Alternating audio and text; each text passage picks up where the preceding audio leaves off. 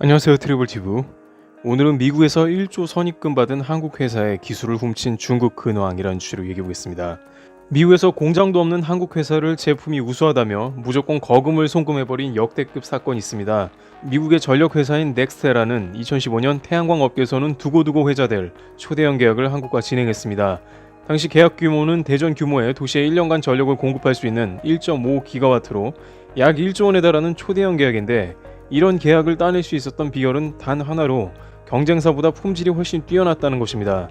바로 이렇게 탄생한 회사는 한화 큐셀로 진천 공장에서 이제 글로벌 주요 시장의 점유율 1위를 차지하며 독일, 영국, 호주, 일본 등에 납품하고 있습니다. 축구장 17개 규모의 진천 공장에서 연간 4.4기가와트의 셀과 1.5기가와트의 모듈을 생산하며 태양광 제품의 산실이 된 것입니다.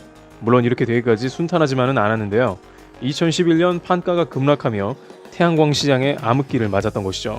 그러나 오히려 위기를 기회로 삼아서 당시 업계 최고 기술을 가지고 있던 독일의 태양광 기업 큐셀을 인수에 성공한 것입니다. 독일 업체의 인수로 인해서 제조와 효율, 두 마리의 토끼를 잡으며 각종 어워드에서 수상한 고품질, 고효율, 하프셀 등을 생산한 것이죠.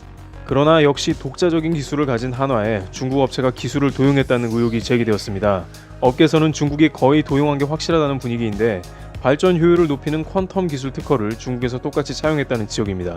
그러나 중국 태양광 협회에서는 이를 부인하면서 절차상의 문제를 제기했는데, 문제는 이 소송이 미국에서 벌어진 점이라는 것입니다. 중국 업체들이 한화의 기술을 들고 미국에서 저가로 파고들어 피해가 발생했다는 건으로 이를 델라웨어주 지방법원 및 ITC 등에서 판단하게 됩니다. 일각에서는 중국은 강력 부인을 하고 있으나 미국에서는 현재 중국과 첨예한 무역 전쟁 중이고, 그 핵심되는 사안이 기술 탈취에 관한 내용이므로 우선은 소송 내용이 중국 측에 불리할 수 있다는 의견을 제시했습니다.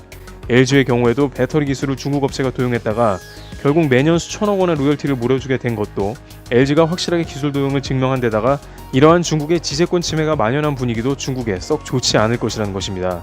해당 업체들은 중국의 진코솔라, 룽지솔라인데 세계 모듈 생산량은 1위, 7위로 만약 소송에 패한다면 앞으로 미국에 수출을 못하게 되는 데다가 지금까지 수출로 인해 피해를 입힌 금액을 모두 배상해야 합니다. 한화큐셀은 이에 관해 확실하게 규명이 가능할 것으로 보이는지 미국뿐 아니고 독일과 호주에서도 모두 중국 업체들의 소송을 걸어놓은 상황입니다. 이 국가들에서도 역시 중국 업체들은 미국과 같은 페널티를 받게 됩니다. 중국 측은 모든 법적 수단을 검토해서 대응한다는 방침인데, 미국 땅에서 과연 어떤 판결이 날지 주목됩니다. 트리블티브 이것을 마치겠습니다. 감사합니다.